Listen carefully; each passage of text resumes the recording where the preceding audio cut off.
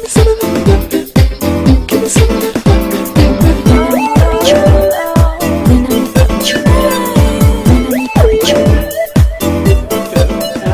I ask you a pointed question about how should type 2 diabetic try to avoid or prevent diabetic retinopathy, what would your recommendation be? A type 2 diabetic should always be under the guidance of a good diabetologist and then follow the prescription of medication, whether it's insulin, whether it's oral drugs, whether it's diet control, whether it's exercise, to the T. That alone, unfortunately, is not enough. Control of diabetes is extremely important, and many patients think that with their sugar levels fine, whether they are on homeopathy or allopathy, that's the end of the story. No. We need to spread the message through all sorts of avenues, whether it's doctors, whether it's NGOs or whatever, that diabetes is a silent killer, क्या बोलते हैं, मुगा खूनी, और एक आदमी आपके सामने आता है छुरी के साथ दौड़ता, आप भाग जाएंगे, आप छुप जाएंगे, बट आप रात को सोते हैं और आपको मार के जाता है तो आप कुछ नहीं कर पाते हैं. So that's how it is. It's a silent killer, and unfortunately that is why in the absence of any symptom at all, a routine examination by a qualified ophthalmologist is a must. Okay, doctor, there have been reports that lipidemia also affect the eye majorly, especially in case of diabetics. Can you tell us the relation between lipids in your blood and the eye? Absolutely. The changes of diabetes in the retinal blood vessels are of many types. The first is that जो retina में छोटे-छोटे blood vessels होते हैं, they have a proper lining. In diabetics, this lining becomes improper, and there are small holes where the substances leak into the retina, cause edema, cause swelling, और vision कम हो जाता है. The second problem which happens in diabetics is that the blood vessels get blocked, and because of the blockage, जो oxygen या food retina को पहुंचना चाहिए वो नहीं पहुंचता है, and that is why these blocked vessels encourage abnormal new vessels to form in the retina, which cause bleeding and destruction of the retina. So a combination of high sugar level or in a diabetic high lipid level is disastrous. So blood pressure, diabetes, lipidemia, everything damages the eye. Doctor, what is the relation between glaucoma and diabetes?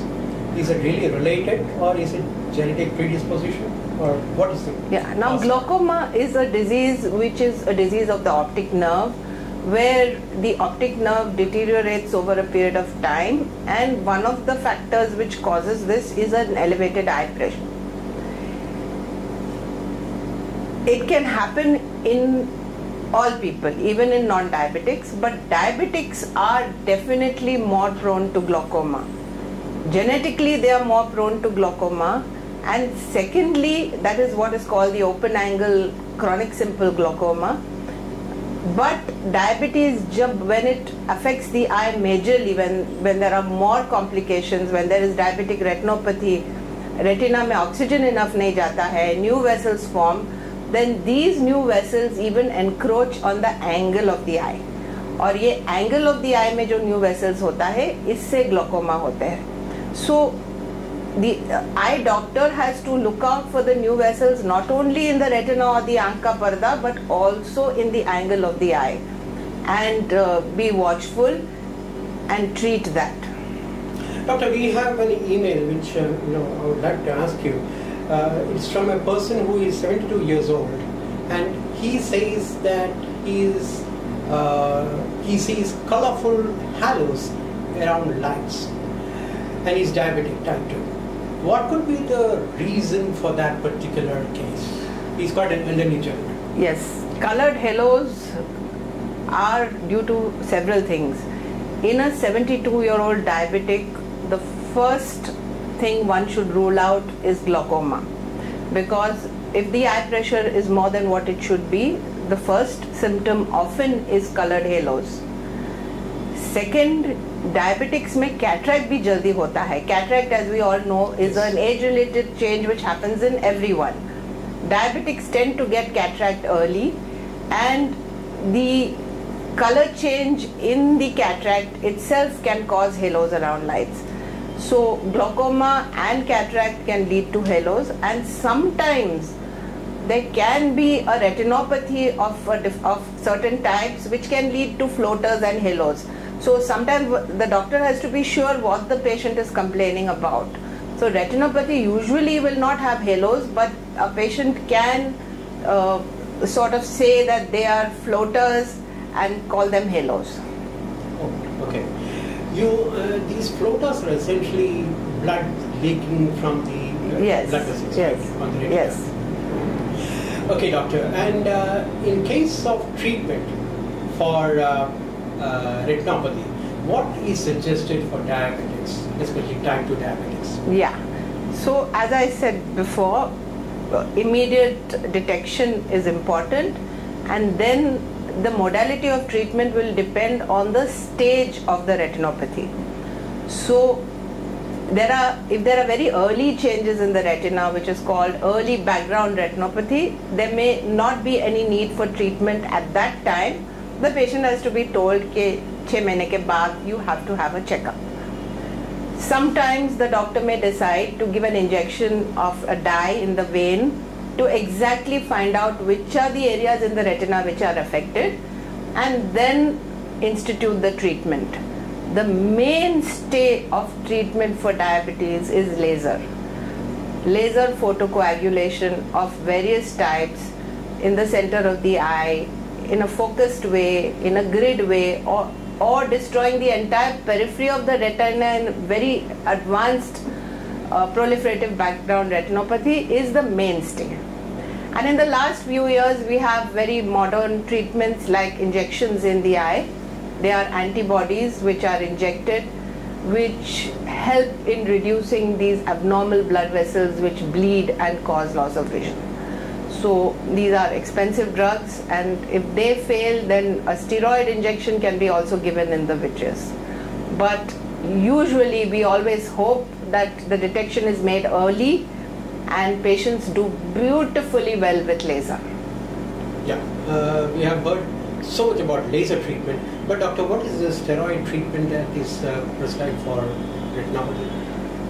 In either advanced non-proliferative or proliferative retinopathy, when there is a lot of edema, that is swelling in the center of the eye, or vision बहुत नीचे हो जाता है, then sometimes we give what is called a steroid or triamcinolone pellet injection into the vitreous. Mm-hmm. Slowly this drug reduces the new vessel formation and also suppresses the edema and can restore vision. Of course, anything which has an effect, whether it's a small or profound effect, has lots of side effects. So all these things have to be given with a lot of care. There are lots of complications of cataract, glaucoma with these injections, so it has to be done very prudently. Okay. Doctor, now can you tell us that many diabetics often see that when the blood sugar becomes normal, their eyesight becomes very, very clear. But when the blood sugar goes higher, it becomes bad. The eyesight becomes bad. Why does that happen? Yeah. In a diabetic, when we check the eyes, we never even give a number when the sugar is abnormal, because there are certain changes which happen in the crystalline lens of the eye, where the water content of the lens keeps changing. So when the sugar is high, the vision can fall. The vision may be normal, but it will be unstable. So you may not be able to give a proper number.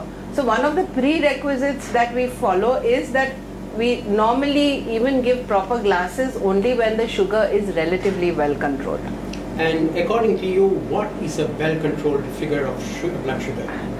That is a very difficult question to answer, because it's a huge range. Say for a 85-year-old severe diabetic, I would not like his blood sugar to be 100 because his heart is going to suffer with a blood sugar of 100. So although the normal range is fasting 80 and postprandial 120, it differs in various types of diabetics.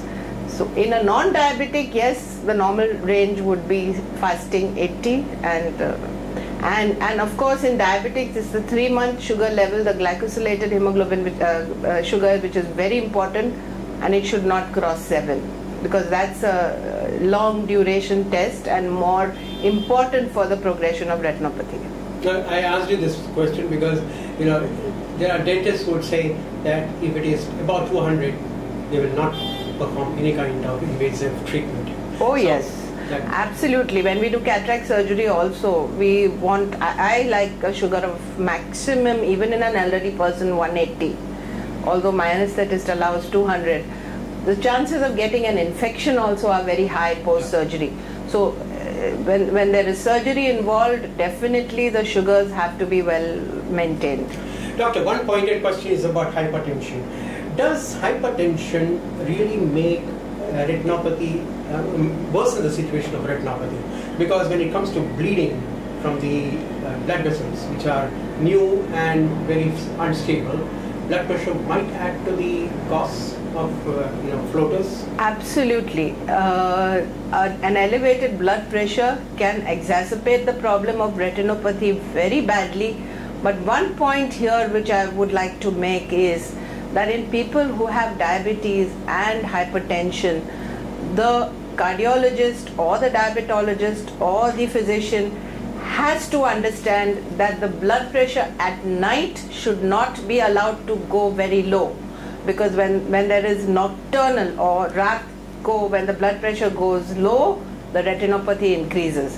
So lows of blood pressure can be worse for diabetic retinopathy, but obviously a very high blood pressure also will cause more problems. Oh, doctor, you are saying a lot of new things.